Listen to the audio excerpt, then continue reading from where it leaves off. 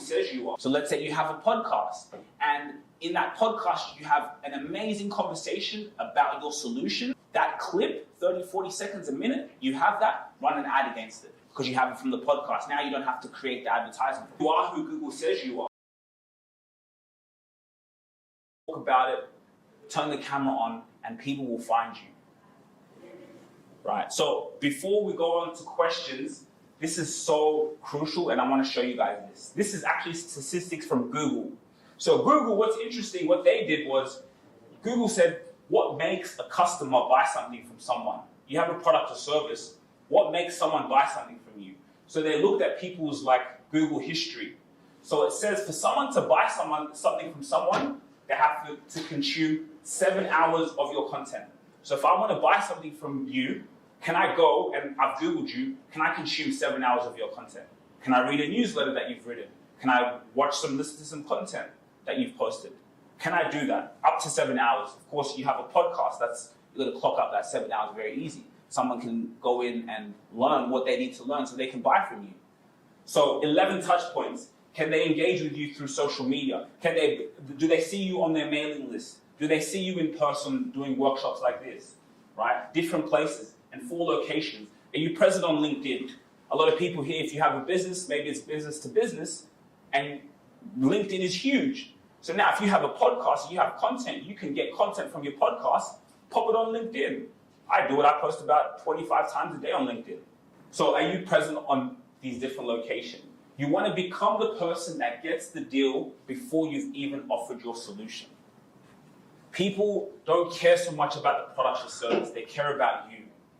So can they go in and consume your content? Can they listen to what you have to say before they've ever met you? And that's why it's so powerful. The reason I'm standing here in this room presenting in front of you guys is because I can check all these books. If someone wants to do business with me, I'm sleeping. They can go in and watch 7 hours of my content. And what's great about this is long term. I spoke with a kid from Airbnb and I was just talking to him. And then I was talking to him about podcasting, and he said to me, I said, have you ever bought from someone that you've watched a podcast from? And then he said, there was one person, I kept seeing his thumbnails on my YouTube channel. I never clicked on his videos, scrolled, but then I'd see his clips on Instagram and different platforms. We are putting on an event and a workshop of a lifetime. I am hosting a workshop on personal branding, how to change your life through your personal brand. So we are excited. I cannot wait to get things going and show you how you can document your life and change it through the art of your personal brand. I'm gonna see you guys soon. For about 6 months, he never even touched his content. But because he kept seeing him in different touch points, he watched the podcast, I think 2 hours of the podcast, he bought from that person. Because he kept seeing that person everywhere. And now we can all do that. There's no excuses now, right? So this is a very important rule, 7.11.4, it's really massive. So questions? Yeah, I was just looking at this from the point of view of, product market fit, PMF, that's really important. It's like, that's all, startups is all an experiment. You don't know whether your product or your solution is what the market wants. And at the end of the day, it's all about the market. Who's your target market? Are they going to buy from you? Are you so different that they want you? So, you said a lot about creating content, that's great. Product market fit, how do we, make that the gold combination? So can you give an example? So I guess, for example, Airbnb. Mm-hmm. If it was a chain maker, because Airbnb was able to link homes that could be vacant for periods of time with customers who wanted to find a place to stay, and they built a platform, product market fit. It worked really well. There are a lot of competitors that do that. Probably not as well as Airbnb because they're the market leader. So just to tie in what you talked about, content. People need to consume 7 hours of your content before they're going to buy from you. So what is the product market fit here? That's a great point, especially with Airbnb, right? They did well. Middleman, they came in and did amazingly well. I think with Airbnb, I also look at the founders. Now, there's one of them, I'm not sure his name, but I watched him on a podcast. And I'll just speak from a personal, experience, right? I may not even answer this question correctly, but I listened to a podcast of Airbnb and how they started the company, the vision, how people told them no, how people told them you're crazy to do Airbnb. What makes you think you can, do something like that? And so that story, that vision, of course, Airbnb have already blown, but maybe is that what will separate them from the rest? The visions and the founders, and being able to watch and consume that content. So I'm not too sure if I answered the question correctly. I do believe, like, when you start as an entrepreneur and you have a passion, it's very good to just put yourself out there because you're never gonna know what is your potential solution to the market. And then I think along the way journey, you're going to analyze what is missing there. For example, me, I started as I have an evolution right now, and I started as a content practitioner, like sexual healing. And then I realized it was a concept completely new for the culture in Australia, even though there is so many things that are very open-minded and others are closed.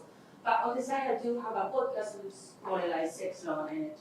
So we talk about it, but in a different way. People who are involved in this, and I come across with amazing content, and people want answers because there is no education. And I think it's a good way to understand what the market wants, but if you are not too sure what are you offering, it's going to be very, very difficult to understand the other side. Me, I think it's good to put your content out there. Of course, you know what you're passionate about, what you want to put out into the universe. Slowly, people out there will like it. By the responses, you'll see what gets more traction, and then through that, you can give more of that stuff. And you just keep niching according to the responses that you get. That makes sense. Yeah. Because there's a saying that people don't necessarily know what they want, Yeah. but they can react to stimuli. So if you produce something and they like it, then you're like, that works. I might go there more, but maybe something else you did, not much traction. Yeah. Whatever. Yeah, and think about that, like let's say with Airbnb, you have that idea. What about if you created some content in terms of like, hey guys, I have this idea in my mind, you know, and talk about it and document that journey. You will see from the market, right? And people, yes, that's a great idea, go for it, right? Exactly. So that's a great point. Yeah, it's like, for example, like essential to be successful. Because at the end of the day, all of us, we are unique. We have something to bring to the table. And just touching on that point, like, we're all unique. A lot of people talk about oversaturation in the market. Oh, there's so many other podcasts. That's what people say. No, there's no such thing as oversaturation. What you love, what your idea is, you're even contemplating about the product. You don't know if there's a market for it. Just put yourself out there and you'll be found. There's no such thing as oversaturation. Your unique gift, your startup is the gold mine. You're the gold mine. And it's about putting that out there. Do you use sponsored ads? Do I use sponsored ads? What do you mean? Can you find any value in them? In paying for ads? Yeah. Yes. So I think that's a great question. So what you could do is, before you pay for the advertisement, put it on your organic social media first. See if people like it first. Because when you sponsor it, it's just putting like fuel on the fire. So you put it out as organic content, and then once you see what does well, what performs well, what people are reacting to, then you run the advertisement against that. So yes, sponsored ads are great, but you've got to first master organic social media content, right? Because when you play around with it, you could do something. Hey, my name's Lois, guys. I have this product. Let me show you how it works. You do this, put it on your organic. See what people are saying, commenting, liking, right? And then you say, okay, that content did really well. People liked it. I have some extra money. Now let me run ads against it. So let's say you have a podcast, and in that podcast, you have an amazing conversation about your solution. That clip, 30, 40 seconds a minute, you have that, run an ad against it because you have it from the podcast. Now you don't have to create the advertisement. Now you don't have to go and pay someone. You don't have to go and pay someone, oh, help me create this ad. Yeah, you can do that at a more higher budget, but you can you're the content. You have the podcast, run an ad against that. See it do well organically. So that's very important. You are who Google says you are. Actually ask you a question. I want you to think about this question. Are you an authority figure in your space? I know you're an entrepreneur, well, you're a solopreneur, and you're determined, you're a thought leader. But the question is, are you an authority figure in your space? Because let's be honest, how are you going to separate yourself from your competitors? Where is your personal brand? And you know what? We have actually something very special for you. Follow me.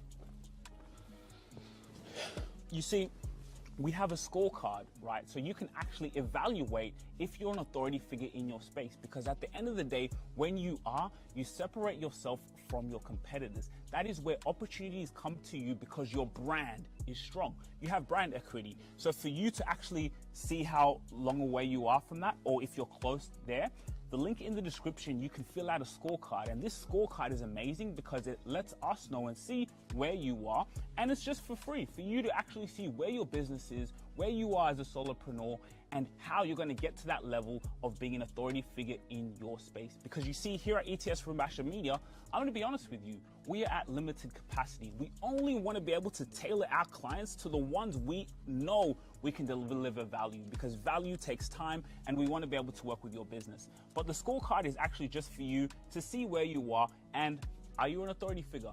Think about it, and we'll see you. Link in the description.